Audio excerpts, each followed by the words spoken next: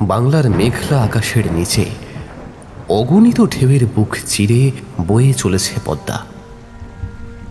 নদী যত শান্ত, তার গল্প তত ভয়ঙ্কর। গোধূলির আকাশে রক্তমাখা সূর্যের আলোয় জলে এক অদ্ভুত ঝিলিক দেখা যায়। জেলেরা বলে এই ঝিলিক স্রেফ রোদ নয়, এই আলোয় প্রতিফলিত হয় ডুবন্ত নববধূর চোখের জল। গ্রামের নাম চর বকুলপুর, কিন্তু সবার মধ্যেই একটা ভয় চিরকালীন। নদীর মাঝে কুয়াশার ঘূর্ণি। গ্রামের প্রবীণ মানুষেরা বলেন এই ঘূর্ণির নাম বধূ বিলাপ। বিশ্বাস করা হয় বহু বছর আগে এক রাজবাড়ি পদ্মার গর্ভে ডুবে যায়। সেই রাজবাড়ির নববধূ, যিনি বিয়ের রাতেই স্বামীকে হারিয়েছিলেন, তিনি নাকি অসহায়ভাবে কান্নায় ঝাঁপ দেন নদীতে। তারপর থেকে প্রত্যেকটি পূর্ণিমায় কিংবা যখন নদীর জল হঠাৎ উত্তাল হয়ে ওঠে, তখন দেখা যায় শ্বেত শাড়ি পরা এক নারী ঢেউয়ের ভিতর থেকে হাত বাড়িয়ে ডাকছে। আবার গত রাতে নৌকো উল্টে গেল নাকি? কেউ প্রশ্ন করল। চায়ের দোকানের ভিতরে গাদাগাদি করে বসা কয়েকজন জেলের চোখে মুখে আতঙ্ক। মাটির ভাঁড় থেকে ধোঁয়া উঠছে, আর লালচে সূর্যাস্তে নদীর ওপর থেকে ভেসে আসছে শীতল বাতাস। এক বৃদ্ধ জেলে, নাম তার হরেন মণ্ডল, কাঁপা কাঁপা গলায় বললেন, উল্টে গেছে। মাঝ নদীতে এমন ঘন কুয়াশা নামলো যে এক ফোঁটাও দেখা যাচ্ছিল নি। 3 জন ছিল নৌকায়, 2 জন কোনো মতে সাঁতরে তীরে ফিরেছে, কিন্তু মধু আর পেরে নাই। তাহলে ডুবে গেল? না রে, ডুবে গেলে তো কথা নেই, কিন্তু যে ছেলেটা ভেসে ফিরেছে সে কেমন যেন অদ্ভুত কথা বলতিছে। কি বলছে? সে বলতিছে কানের পাশে কেউ নাকি ফিসফিস করতেছিল, ফিরে এসো, ফিরে এসো। তারপর নদীর ঢেউয়ের মধ্যে নাকি হাত বাড়াচ্ছিল এক সাদা শাড়ি পরা বউ। হঠাৎই চারপাশে নীরবতা নেমে এলো। সবাই নদীর দিকে তাকালো। কুয়াশা তখনও ঘনীভূত হচ্ছিল ধীরে ধীরে। এই গ্রামের গল্পই টেনে এনেছে গল্পের মূল চরিত্র অর্ণবকে। অর্ণব সাহা, বয়স 30-এর কাছাকাছি। শহরের নামে বিশ্ববিদ্যালয়ের প্রত্নতত্ত্ববিদ্যা পড়ায়। তার আগ্রহ ইতিহাস এবং বিশেষ করে নদীগ্রাসী রাজবাড়ি এবং তার ধ্বংসাবশেষ খুঁজে বের করা নিয়ে। অর্ণব বহু পুরনো দলিলপত্র ঘেঁটে জেনেছিল একসময় পদ্মার পাড়ে সত্যিই এক জমিদার বাড়ি ছিল। জমিদারের নাম রাজচন্দ্র রায়। অর্ণব এসবকে কুসংস্কার ভাবলেও মনে এক ধরনের টান কাজ করে তার। ইতিহাসের পাতা আর লোককথার মাঝের অদৃশ্য সেতুটাকে সে খুঁজতে এসেছিল এই গোকুলপুরে। গ্রামে ঢুকতেই তার চোখে পড়ল নদীটা। বিশাল পদ্মার বুক যেন অসীম রহস্য গোপন করে রেখেছে। নদীর ধারে দাঁড়াতেই অর্ণব অনুভব করল হাওয়া যেন অন্যরকম ঠান্ডা। গ্রামের স্কুল ঘরে ওঠার ব্যবস্থা হলো। সারাদিন গবেষণা আর খোঁজ খবর করে ক্লান্ত হয়ে এসে শুয়ে পড়েছিল। মাঝরাতে হঠাৎ তার ঘুম ভাঙল। নীরব রাত, চারদিক নিঝুম, কিন্তু অর্ণব স্পষ্ট শুনতে পেল। অর্ণব! চমকে উঠল সে। কে যেন কানের কাছে ফিস ফিস করছে, অথচ ঘরে তো কেউই নেই। সে উঠে দরজাটা খুলে বাইরে এলো। আকাশে ভরা পূর্ণিমা। পদ্মার বুক সাদা আলোয় ঝিকমিক করছে, কিন্তু নদীর মাঝখানে যেন অন্যরকম অন্ধকার, ঘন কুয়াশার আস্তরণ জমেছে। অর্ণব বিস্ময়ে তাকিয়ে থাকতে থাকতে দেখল কুয়াশার ভেতর দিয়ে মৃদু একটা আলো জ্বলছে, আর সেই আলোয় স্পষ্ট দেখা গেল একটা সাদা শাড়ি পরা নারীর অবয়ব, যিনি ঢেউয়ের মধ্যে হাত বাড়িয়ে আছেন। অর্ণব চোখ মেলতে না মেলতেই দৃশ্যটা মিলিয়ে গেল। সে ভেবেছিল হয়তো স্বপ্ন দেখছে, কিন্তু হঠাৎ বুকের ভিতরে একটা শীতল হাওয়া বয়ে গেল, আর কানের কাছে আবার ভেসে এলো, ধীরে এসো। পরদিন সকালে অর্ণব চায়ের দোকানে বসে কথাটা বলল হরেন মণ্ডলকে। হরেন ভয়ে চমকে উঠল। ওই ডাক, ওই হাত, সবই সত্যি রে বাবু।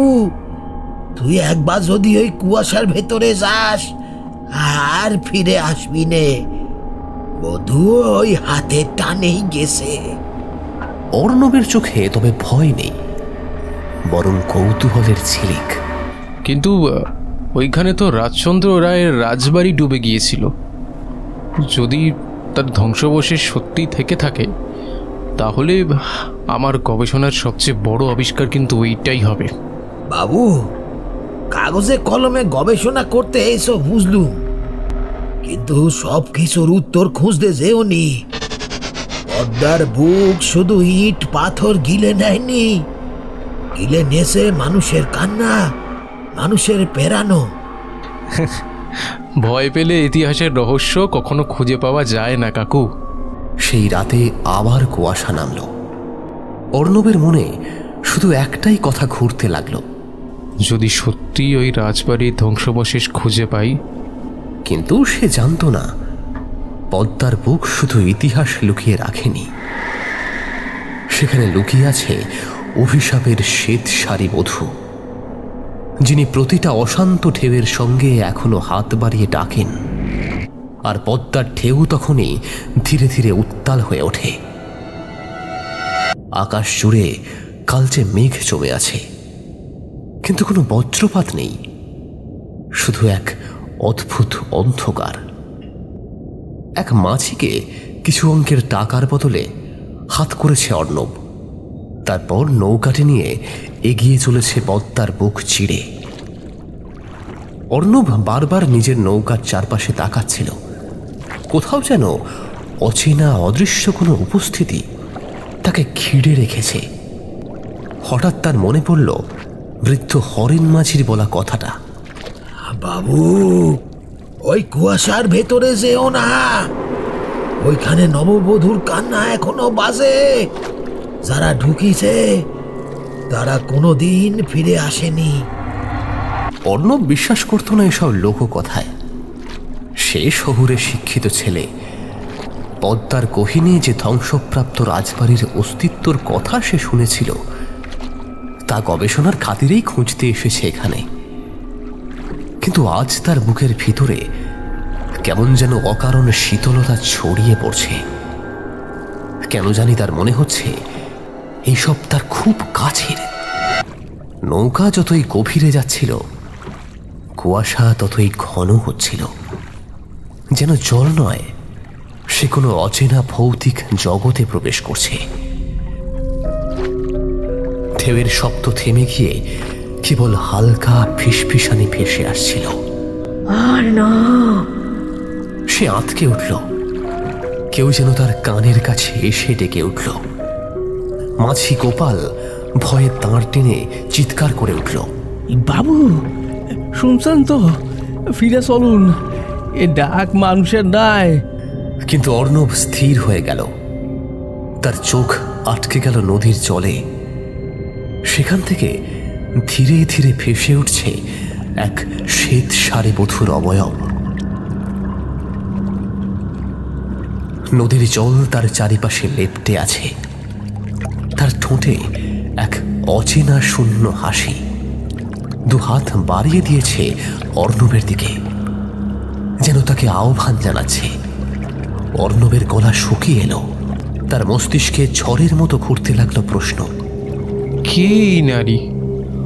পদ্মার তলায় লুকোনো সেই রাজবাড়ির ইতিহাসের সঙ্গে কি তার কোনো যোগ আছে? আর সব থেকে বড় বিষয়, অর্ণবের কেন মনে হচ্ছিল যে এইসবের সঙ্গে আগেভাগেই সে পরিচিত। গোপাল তখন নৌকার সামনে দাঁড়িয়ে প্রার্থনা জপছিল। হে মা গঙ্গা, হে পদ্মা, রক্ষা করো। ও তো নববধূর ছায়া, ওটাকে গেলে আর ফেরা যায় না। কিন্তু অর্ণবের যেন কানে কিছুই নিচ্ছিল না। শ্বেত সারিবধূর দৃষ্টি তার চোখে আটকে গেল। সেই দৃষ্টি একদিকে কোমল আর অন্যদিকে গভীর শূন্যতায় ভরা, যেন চিরন্তন কোনো দুঃখের প্রতিফলন। একসময় কুয়াশার ভিতর থেকে আবার ফিসফিসানি শোনা গেল, আমাকে মুক্তি দাও। অর্ণবের শরীর শিউরে উঠল। এতদিনের লোককথা গুজব হয়তো সব সত্যি, আর হয়তো এই নারী সেই অভিশাপের কেন্দ্রবিন্দু। নৌকা তখন আর নড়ে না, জলের স্রোত থেমে গেছে। পদ্মার বুক জুড়ে শুধুই ঘন কুয়াশা আর এক শ্বেত সারিবধূর নিঃশব্দ আহ্বান। অর্ণব জানে না সামনে কি অপেক্ষা করছে, কিন্তু তার ভিতরকার কৌতূহল এখন ভয়কে পেরিয়ে গেছে। সে ঠান্ডা গলায় বলল, তুমি কে? আর সেই প্রশ্নের উত্তরে পদ্মার বুক যেন হাহাকার করে উঠল। দূরে বজ্রহীন বিদ্যুৎ চমকে উঠল।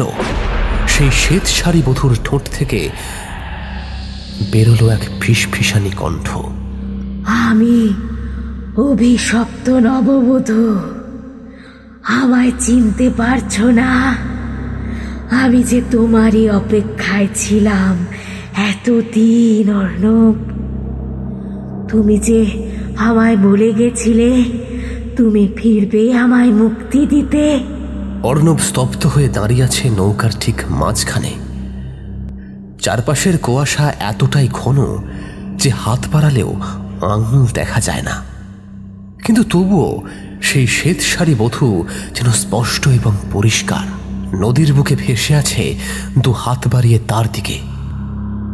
মাঝে গোপাল দাঁড়িয়ে চিৎকার করে উঠল, বাবু, চোখ নামান, ওদিকে তাকাবেন না। নববধূর চোখে চোখ পড়লেই সর্বনাশ, ফেরেনি কেউ। শুধু এইটুকু মনে রেখে, আমি তোমারই অপেক্ষায় ছিলাম এতদিন। এবার তুমি আমায় মুক্তি দেবে। বলেই সেই নববধূ এসেই অর্ণবের কপালে হাত ঠেকিয়ে দেয়। অর্ণব সেখানেই জ্ঞান হারায়। সঙ্গে সঙ্গে কুয়াশা এবং সেই নববধূ অদৃশ্য হয়ে যায়। গোপাল মাঝি অর্ণবকে নিয়ে ফিরে আসে। পাড়ে আসতেই সূর্য প্রণাম করতে দেখা যায় গ্রামের এক নামকরা সাধক হীরক মণ্ডলকে। সে গোপালের মুখে সবটা শুনে গোপাল এবং অর্ণবকে নিজের কুটিরে নিয়ে আসেন। অর্ণবের জ্ঞান ফিরে আসতে সে নিজেকে আবিষ্কার করে সেই কুঠিরে।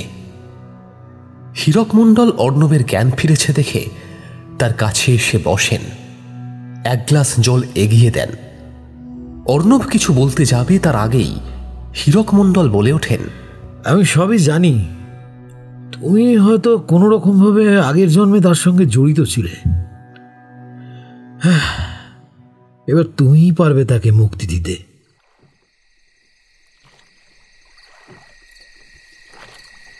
পরদিন ছিল ভরা অমাবস্যা। হীরক মণ্ডলকে নিয়ে নৌকা করে বেরিয়ে পড়ে অর্ণব। কুয়াশায় সেই অঞ্চলে পৌঁছতেই দেখা যায় সেই নববধূর পা শিকল দিয়ে বাঁধা। সে তাকিয়ে রইল, তার ঠোঁট শুকিয়ে এলো, তবু এক অদ্ভুত শক্তি তাকে কথা বলার সাহস দিল। তুমি অভিশপ্ত নববধূ? তোমার মানে আমি বলছি, তোমার অভিশাপের কাহিনীটা কি? নারীর ঠোঁটে এক হাহাকারময় হাসি ফুটে উঠল। নদীর ঢেউ যেন হু হু করে উঠল, আর কুয়াশার ভেতরে যেন আরেকটি জগৎ খুলে গেল। অর্ণবের চোখের সামনে নদীর বুকের উপরে ভেসে উঠল অতীতের দৃশ্য। সে দেখতে পেল এক রাজবাড়ি, এক সুদৃশ্য প্রাসাদ পদ্মার তীরে। আলো ঝলমল করছে, মৃদু বাজনা বাজছে, আর সবার মাঝে দাঁড়িয়ে আছে কচি বয়সের এক কোণে। শ্বেত শাড়ি পরা, সিঁদুরে রাঙা চোখ দুটোয় এক অদ্ভুত শূন্যতা। তার নাম পদ্মাবতী। অভিশপ্ত বধূর কণ্ঠ ভেসে এলো। আমি ছিলাম এই রাজবাড়ির কন্যা। আমার বিয়ে হয়েছিল জোর করে এক নিষ্ঠুর জমিদারের সঙ্গে। তবে আমার মন অন্যত্র বাধা ছিল। তাকে ভালোবাসতাম আমি। অর্ণব দেখে বিস্ময়ের চরম সীমায় পৌঁছে গেল, কারণ পদ্মাবতীর প্রেমিককে হুবহু অর্ণবের মতোই দেখতে। পদ্মাবতী আবার বলে, যেদিন আমার বিয়ে হয় সেদিন তাকে মেরে ফেলা হয়, কিন্তু সে আমাকে নদীর দেবীর কাছে শপথ করিয়ে নিয়ে গিয়েছিল যে আমার ক্ষতি করবে সে এবং তার সম্পূর্ণ পরিবারকে নিঃস্ব করে দেবে এই নদী। অর্ণব দেখতে পেল এক ঝোড়ো রাত। কালো জল ফুলে ফেঁপে উঠেছে, প্রাসাদ দুলছে। হঠাৎ পদ্মাবতীকে টেনে নিয়ে যাওয়া হলো গঙ্গা পুজোর ঘাটে। জমিদার বললেন, আজ তোমার জীবন দেবীর নামে উৎসর্গ হবে, যাতে আমার বংশের অমঙ্গল না ঘটে। চোখ ভিজে উঠল অর্ণবের। পদ্মাবতীর কণ্ঠ কেঁপে উঠল, আমাকে বলি দেওয়া হলো জীবন্ত। নদী আমার শরীর গ্রাস করলো। আমার মৃত্যুর পরেও শান্তি পেলাম না। আমার কান্না ঢেউ হয়ে ওঠে। আমার ডাক ভেসে যায় প্রতিটি মাঝির কানে। তাই পদ্মার এই জায়গা অভিশপ্ত। আমার নামে শপথ থাকার কারণে এই প্রাসাদ আর সেই জমিদার সমেত এই প্রাসাদকেও গ্রাস করে পদ্মা। হীরক তখন জপ থামিয়ে কাঁদো কাঁদো গলায় বলল, বুঝলি তো, আমরা এতদিন ধরে এই গল্প শুনেছি, এ নববধূ মুক্তি পায়নি। অর্ণবের শরীর কাঁপছিল, চোখ দিয়ে অশ্রু বয়ে যাচ্ছে তার। কিন্তু ভিতরের তার গবেষকের মন ভয়ে হার মানল না। সে ফিসফিস করে জিজ্ঞাসা করল, তুমি কি চাও আমার কাছে? আমাকে মুক্তি দাও অর্ণব। আমার কাহিনী লিখে দাও, যাতে মানুষ জানে আমি কেমন করে অন্যায়ের বলি হয়েছিলাম। লোককথায় শোনা যায় সেই রাতেই নববধূ অশ্রু জলে রাজবাড়ির বারান্দা থেকে ঝাঁপ দিয়েছিল নদীতে। কিন্তু সেটা নয়।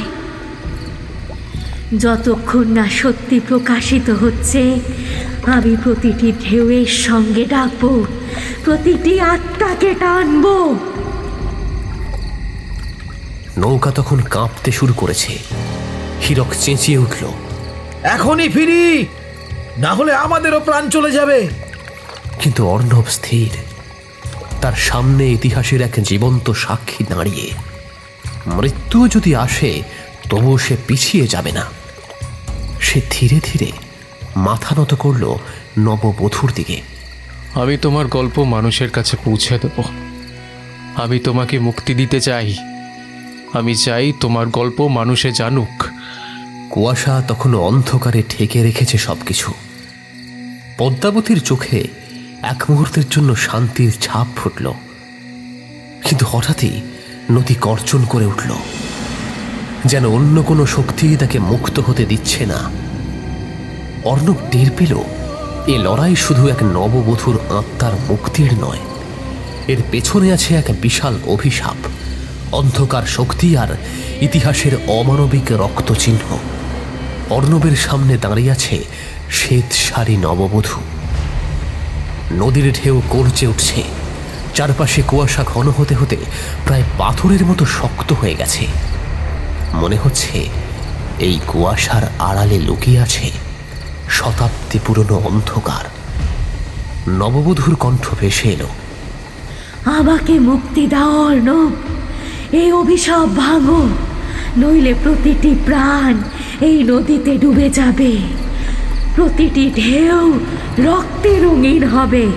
হীরক মণ্ডল তখন বলছে, ওদিকে তাকাবি না, এ শক্তি মানুষের শক্তি নয়।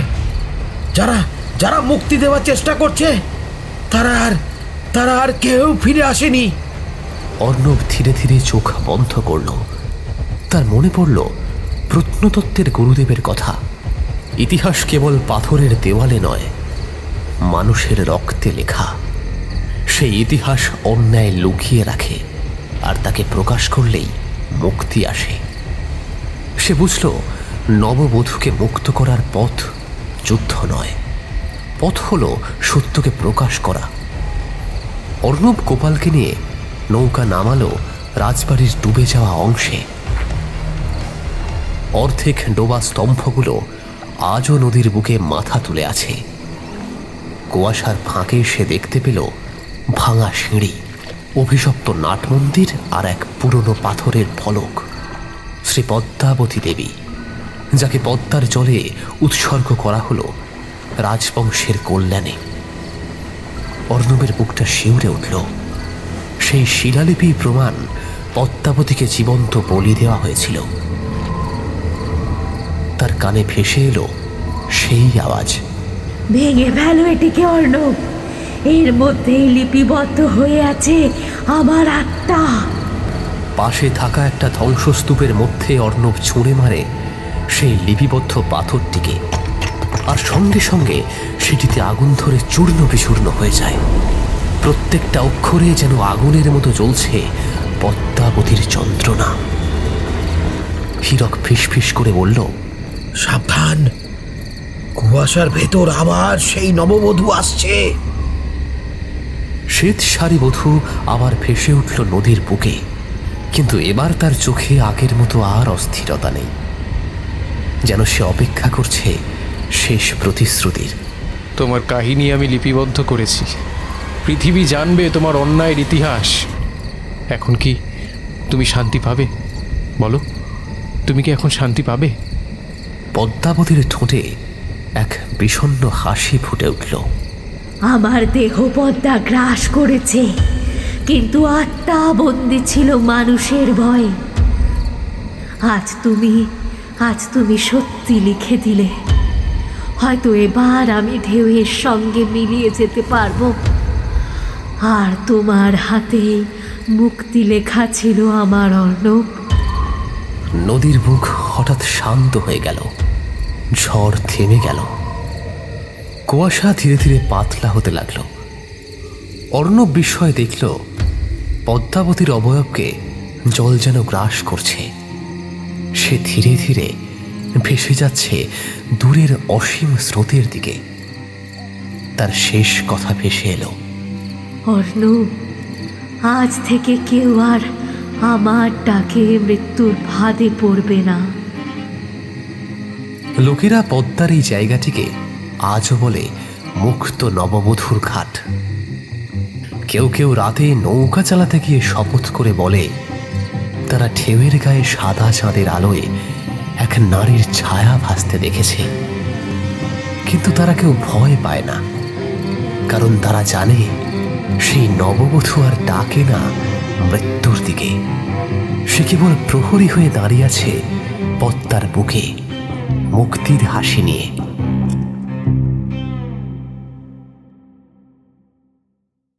আমাদের এই গল্প যদি আপনাদের ভালো লেগে থাকে তাহলে অবশ্যই লাইক করবেন এবং শেয়ার করে কমেন্ট করতে ভুলবেন না। যারা চ্যানেলটিতে নতুন তারা অবশ্যই সাবস্ক্রাইব করে পাশে থাকা বেল আইকনটি টিপে শুধু নোটিফিকেশন বাটনটি অন করে দিন, যাতে আমাদের গল্পের পরবর্তী আপডেট সবার আগে আপনার কাছে পৌঁছে যায়। ধন্যবাদ।